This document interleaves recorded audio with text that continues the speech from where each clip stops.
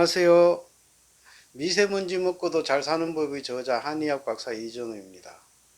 요즘 운동 중에 걷기 운동이 상당한 인기를 끌고 있습니다. 과거에는 어쩔 수 없이 걸어 다닐 수밖에 없었지만 정작 걷는 일이 많이 없어진 요즘에 와서 보니 걷는 것이 건강에 아주 좋다고 밝혀졌습니다. 한의학적으로도 여기에는 당연히 할 말이 많습니다. 몸의 장부의 움직임은 진동과 연관이 많습니다. 호흡을 할 때, 걸을 때, 뛸 때 생기는 이런 몸이 받는 진동들은 전부 다 몸의 장부의 리듬에 각양각색으로 영향을 미치게 되어 있습니다. 걷는 것도 사람마다 달라지는 이유가 이 사람마다 필요한 진동의 양상이 다 다르기 때문입니다. 그것은 사람의 골격이나 상황에 따라 다를 수가 있는데 키 큰 사람과 키 작은 사람, 어깨가 넓은 사람과 골반이 넓은 사람 등등 다 다른 율동의 리듬을 갖고 있습니다. 또 같은 사람이라도 컨디션이 좋을 때와 필요할 때, 옆에 좋은 사람이 있을 때와 어려운 사람이 있을 때 등등에 따라 리듬이 달라집니다. 이것은 현대적으로 이야기한다면 내장의 중요한 기전인 자율신경계하고도 연관이 많다고 볼 수 있습니다. 천천히 걷거나 뛸 때는 장의 움직임이 좋아지지만은 부드러운 율동을 가지게 되니까요. 빠르게 뛸 때나 전속으로 뛸 때, 또 어려운 사람이 있을 때나 긴장을 바짝 많이 하고 있을 때, 또 겁이 날 때, 이럴 때는 장의 움직임이 상당히 제한이 되게 되어 있습니다. 그래서 같은 운동 같아도 휴식을 목적으로 하는 운동과 근력이나 에너지 소모를 위한 운동은 나눠서 생각을 해야 합니다. 천천히 걷는 것은 장의 움직임을 좋게 합니다. 사람이 그렇지만 그렇다고 너무 가만히 있기만 하고 많이 움직이지만 않으면은 필연적으로 장의 운동도 이 율동이 제대로 안 받으니까 좋을 수가 없고 위식도나 십이지장, 소장과 대장 등의 관문이 약해지며 특히 역류식도염이나 십이지장의 궤양이 잘 오게 됩니다.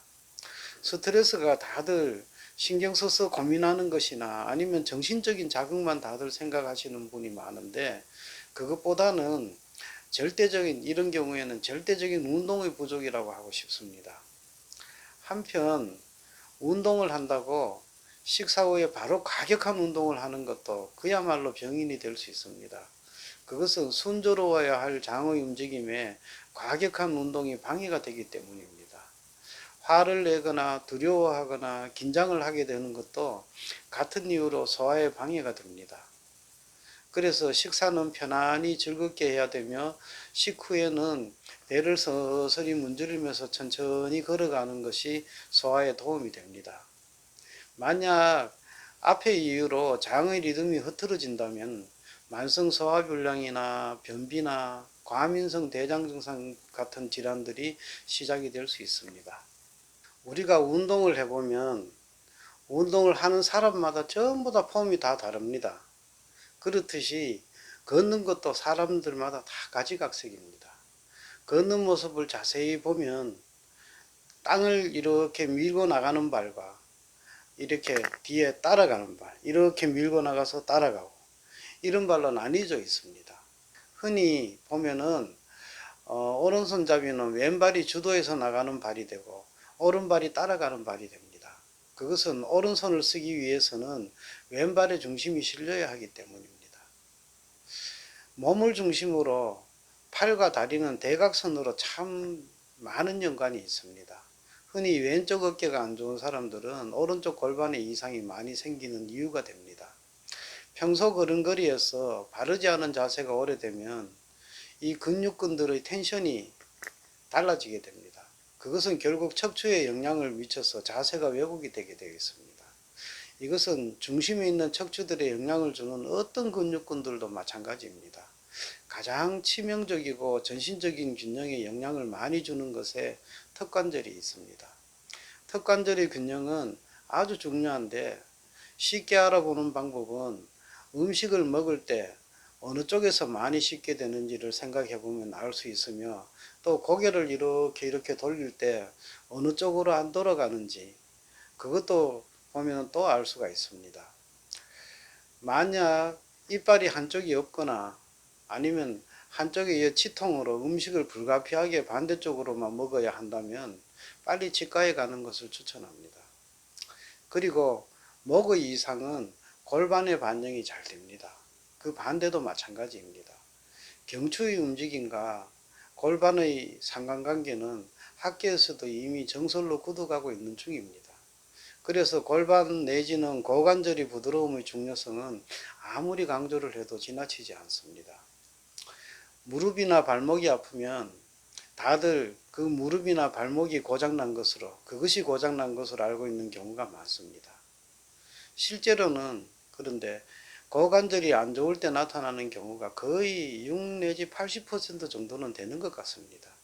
특히 수험생들이 체육 특기를 위해서 지나치게 많은 운동을 하는 때가 있습니다.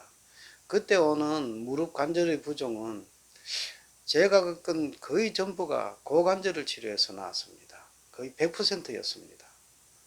무릎이 부었다고 무릎의 물을 빼는 그것만 생각하는 치료는 인체에 대한 고민을 전혀 하지 않은 치료이며 같은 의료인으로서 참 부끄럽기까지 합니다. 고관절은 다리 내측에 있는 내전근으로 대표되는 허벅지 근육들과 그리고 엉덩이 근육 및 허리의 장요근 등으로 고정되어 있고 또 움직임이 이루어지게 되어 있습니다.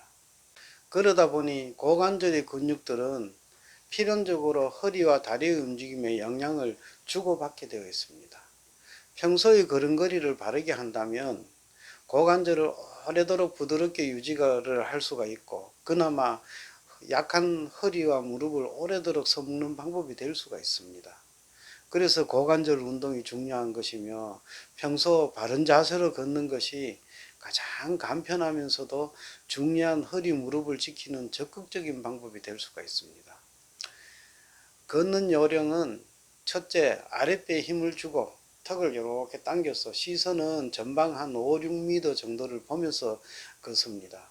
이 자세는 목과 허리를 이렇게 바로 세워서 엉덩이도 같이 앞으로 당기는 역할을 합니다. 이것이 잘 느낌이 오지 않는다면 이렇게 뒷짐을 지는 자세를 떠올리면 됩니다. 앞으로 꾸부정하고 턱이 이렇게 나오는 동작을 하면 안 된다는 것이죠.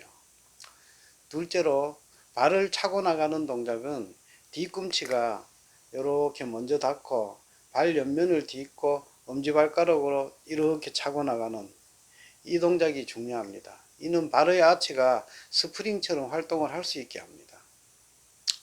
발의 아치가 제대로 작용을 하지 않으면 나중에 아랫다리에 통증이 많이 밀려올 수 있으며 족저에 근막염도 잘 생길 수가 있으며 운동 시 무릎 허리에 충격이 많이 가게 됩니다.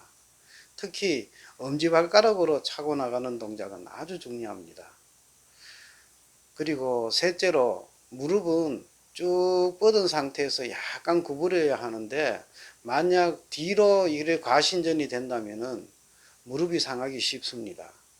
예를 들면 뒷굽이 높은 신발이나 여성들의 힐 같은 것은 무릎과 고관절에 상당한 부담이 올 수 있으며 특히 여성들은 체중이 발끝으로 인해 이렇게 쏠림으로 인해 가지고 무지외반증의 위험도 커지게 되어 있습니다. 넷째로 남자와 여자의 차이입니다. 남자는 어깨를 위주로 중심 이동을 하게 되어 있고 여자는 엉덩이를 위주로 중심 이동을 하게 되어 있습니다. 그것은 남자가 어깨가 넓고 여자가 엉덩이가 넓은 것도 한 이유가 됩니다. 넓은 것이 먼저 움직여줘야 중심 이동이 쉬워지기 때문입니다. 여자들의 걸음은 남자보다 엉덩이 움직임이 많아서 허리의 부드러움이 상당히 중요해집니다.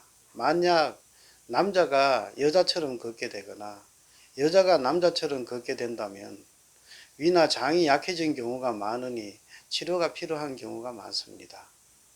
특히 중년 이후에 여성들이 고관절이 굳어가지고 어깨를 먼저 이렇게 움직이는 사람은 경험상 거의 자궁이나 위에 문제가 있는 경우가 많았습니다. 걸음걸이가 전신에 미치는 영향은 아주 크니 다들 바른 자세의 보행으로 건강을 유지할 수가 있기를 빕니다. 감사합니다.